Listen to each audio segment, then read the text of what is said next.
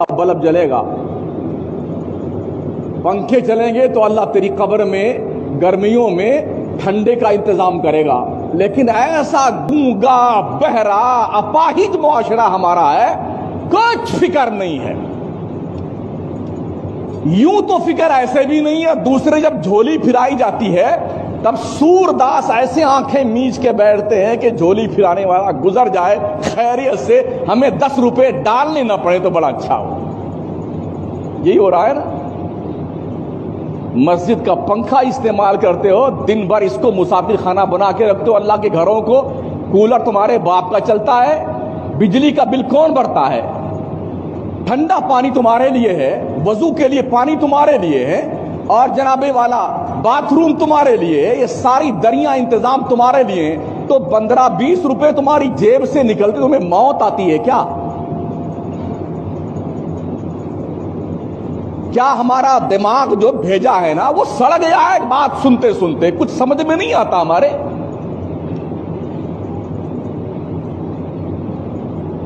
पूछो ना कमेटी वालों से कितना बिल भरना पड़ता महीने में। एक एक आदमी एक एक कूलर चला के सोता जैसे इसके बाप की प्रॉपर्टी है, मस्जिद नहीं है ये। अगर हमने आज के बाद देख रहे धक्के मार के निकालेंगे उसको समझ नहीं आता इस बात को। सुबह फजर से लेके बेटे दोपहर 2 बजे तक सोते हैं मस्जिद में। जब एक पंखे में 5-7 आदमी सो सकते हैं, एक कूलर के सामने 8-10 आदमी आराम कर सकते हैं, तो अलग अलग कूलर चला के अलग अलग पंखे चला करके सोना तुम्हारे बाप की प्रॉपर्टी है मस्जिद। और इतने बदतमीज किस्म के लोग हैं, पंखे चला के आराम से बैठेंगे और जब जाने लगेंगे तो ये भी तौफीक उन बदबख्तों को नहीं होती है, कम से कम बटन तो बंद करके जाए पंखे का।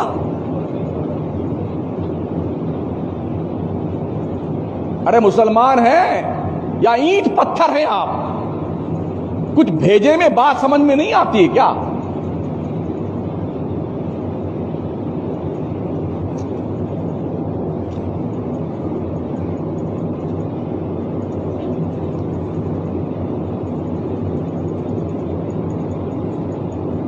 गैरों के यहां आपका तो ज्यादा साबका, कभी गुरुद्वारे में कभी मंदिर में, लोग वहां पर जो रफाही काम करते हैं ना, जो हमने पढ़ा है, जो हमने सुना है, लाखों लाखों रुपए डोनेशन देने के लिए लोग लाइन में खड़े रहते हैं। महीनों बाद नंबर आता है, महीनों बाद। इसे जानते हो नहीं आप लोग? फिर तुम कहां मर जाते हो जब तुम्हारी मस्जिद की बारी आती है? तुम्हारे दिमाग की बत्तियां क्यों बुझ जाती हैं जब मस्जिद में आते हो? तो क्या ये समझते हो कि हमारे मोहल्ले की मस्जिद है? हमारी मस्जिद तुम्हारे बाप की नहीं है ना, हमारे बाप की मस्जिद। मस्जिद खुदा का घर है, खुदा का। सुन लिया? हाँ, ये अल्लाह का घर है, किसी के बाप की प्रॉपर्टी नहीं है मस्जिद। शराफत से नमाज पढ़ने आइए, इंसानियत से रहिए मस्जिद में, अल्लाह घर में। मस्जिद को चौपाल बना लिया तुमने यार। 5 माह बैठे गप्पे लड़ा रहे हैं, 10 माह बैठे डींगे मार रहे हैं। इसी काम के लिए रमजान आया हुआ क्या? तुम्हारी डींगे सुनने के लिए? तुम्हारी बकवास सुनने के लिए रमजान आया है?